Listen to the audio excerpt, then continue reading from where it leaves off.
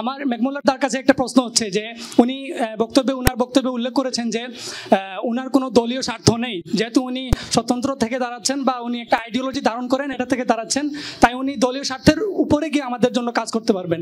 তো আমার ওনার কাছে প্রশ্ন হচ্ছে যে উনি যে আইডিওলজি ধারণ করেন, এই আইডিওলজির বিপরীতে যে আইডিওলজি আছে সেই আইডিওলজি যারা ধারণ করে তাদের জন্য উনি কাজ করতে পারবেন কিনা। আমরা জানি যে শাপলা গণহত্যা, এই শাপলা গণহত্যায় ওনার কিছু পোস্ট আছে এবং কিছু স্ক্রিন রেকর্ডিং আছে আমাদের কাছে, যেখানে তিনি উস্কানিমূলক পোস্ট করেছিলেন এবং সেখানে আমাদের হেফাজতের ভাইদেরকে কচুকাটা করে হত্যা করা হয়েছিল। তো এই বিষয়ে উনি কি বলবেন, উনি কি ওনার এই আদর্শের উপরে গিয়ে আমাদের জন্য কাজ করতে পারবেন কিনা। এবং আরেকটা প্রশ্ন হচ্ছে যে উনি যেহেতু একজন শিক্ষার্থীর মূল কাজ হচ্ছে ওনার আমাদের পড়ালেখায় মনোনিবেশ করা এবং ভালো একটা সিজি এবং রেজাল্ট করা।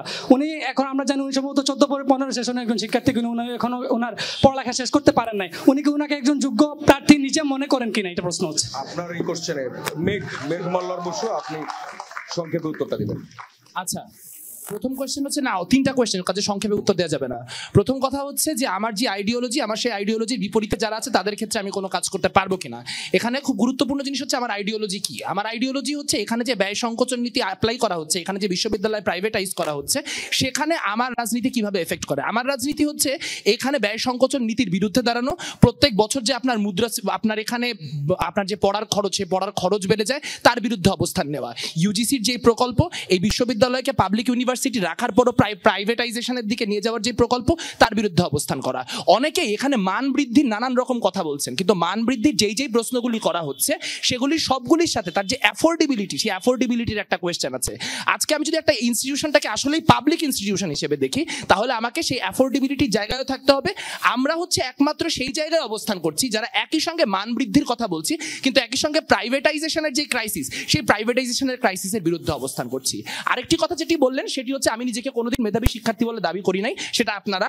কিন্তু কথা হচ্ছে মেধাবী শিক্ষার্থী না হয়েও এখানকার যদি 1 থেকে 5 জন, টপ 1 থেকে 5 যদি হন মেধাবী শিক্ষার্থী, 5 থেকে 100, 5 থেকে 95, বাকি যে মানুষরা আছেন তারা হয় মধ্য মেধার, না হলে আমার মতো ফাঁকিবাজ। আমি মনে করি তারাই মেজরিটি। কাজে তাদের যে ক্রাইসিসগুলি, আমাদের ইউনিভার্সিটি প্রাইমারিলি যেহেতু কোটা না মেধার পর্যায়ে পৌঁছেছি আমরা, কাজেই ওই যে যাবতীয় পলিসি এবং যাবতীয় কাজকর্ম সেই ওই 1 থেকে 5 যারা কি বলবো টপ নচ, তাদেরকে কেন্দ্র করে হয়। আমি যদি রিপ্রেজেন্ট করি, আমি সেই মানুষটাকে রিপ্রেজেন্ট করতে পারবো যে হয়তো অন্য কোনো একটা টিচারের ক্লাস মানে তার ডিপার্টমেন্টে না হওয়ার পরে যে করে এসেছে, কিন্তু যে আনটলারেবল ক্লাস সহ্য করতে পারে নাই বলে পরপর 3 বছর অ্যাটেন্ডেন্স করতে পারে নাই। কাজে এই বিশ্ববিদ্যালয়টি আসলে যেরকম আপনাদের উচ্চ মেধাবী শিক্ষার্থীদের জন্য, তেমনি মধ্য মেধার ফাঁকিবাজ শিক্ষার্থীদের জন্য।